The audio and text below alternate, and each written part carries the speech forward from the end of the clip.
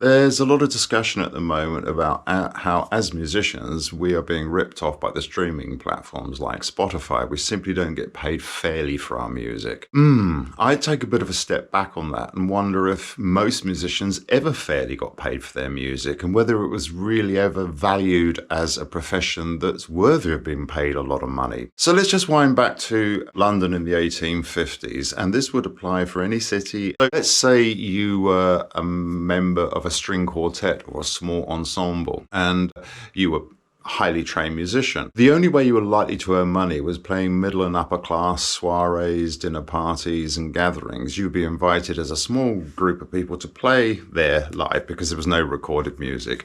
You wouldn't be paid a great deal, and you certainly wouldn't be waltzing through the front door as a celebrity and being welcomed as a famous musician. You would be treated on the same level as the servants. So you would come through the servants' quarters, you would perform, and you may, if you were lucky, have a meal in the servants' quarters at the end, and you would leave through the back door and go back to your rental accommodation where you probably eked out a relatively meager existence and probably had to work a day job to make a living. There's always been millions of musicians. Again, in England, all throughout history, you would find incredibly talented musicians playing in local pubs, playing the organ in churches, later on the pianists that would play along to the silent movies, let alone the street performers and all the musicians that made up all of the orchestras that played for the live performances of ballet, symphonic orchestras for big performances. Musicians have never really earned a huge amount of money from being talented, and even composers haven't always made a great deal of money.